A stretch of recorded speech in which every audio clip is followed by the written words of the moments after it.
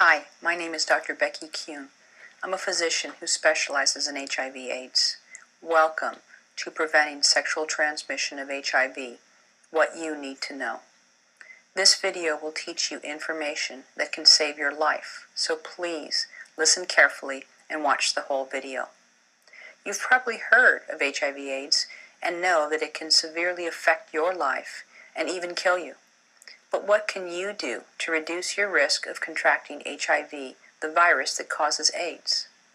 This video explains ways to reduce or eliminate your risk of contracting HIV through sexual contact, saving your life and the life of any current or future sexual partners, and if you're a woman, the lives of any future children. A longer video called Introduction to HIV and AIDS, What You Need to Know, covers more detailed information.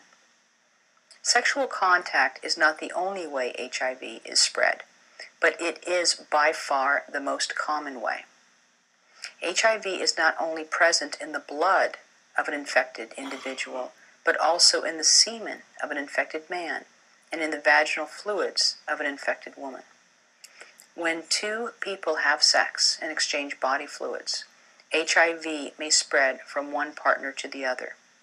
Anal sex is riskier than vaginal sex because the anal tissue is more prone to tearing during sex. HIV is also transmitted through oral sex, though it is much less common. Additionally, women who have sex with women who are HIV positive are also at risk of becoming infected through blood and vaginal secretions, though it is rare. The more sexual partners you have, the greater your risk of contracting HIV.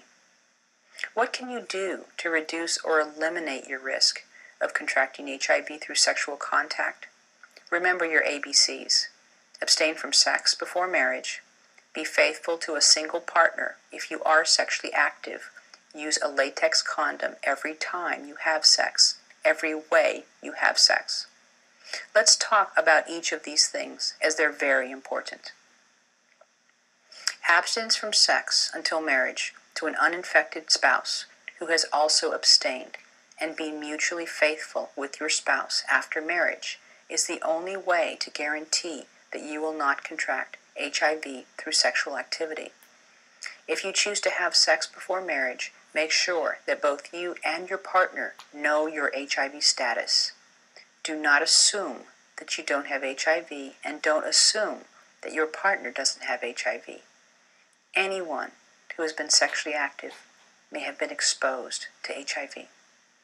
A simple and quick test can tell you whether you are HIV positive. In most countries, the test is available free of charge. Remember that it can take up to 6 months after being exposed to HIV for your test to turn positive. So you only know for sure that you're HIV negative if you've tested negative for 6 months after your last possible exposure to HIV. Most importantly, if you choose to have sex before marriage, use a latex condom correctly every time you have sex, every way you have sex. If you are allergic to latex, you can use a polyurethane condom. A latex condom is not a guarantee against HIV transmission, but when used correctly, it greatly reduces the risk that one partner will infect the other. Condoms must be stored in a cool, dark place. Do not expose them to oil-based lubricants like Vaseline because they will weaken the condom. To use a condom correctly, you must put it on the hard penis before any contact between the penis and the partner's mouth, vagina, or anus. When putting the condom on the penis, leave a little extra space at the tip to hold the semen, and unroll the condom down the shaft all the way. After the man ejaculates, he should hold the condom at the base of his shaft to make sure it doesn't fall off, and immediately remove his penis from his partner before the penis becomes soft. Never reuse a condom. For oral sex on a woman, it is important to use a barrier like a square of latex called a dental dam. You can also cut the tip of a latex condom and cut it up the side to make a dental dam. Obviously, if you're in a culture where you do not have equal rights, you may not be able to follow the ABC guidelines.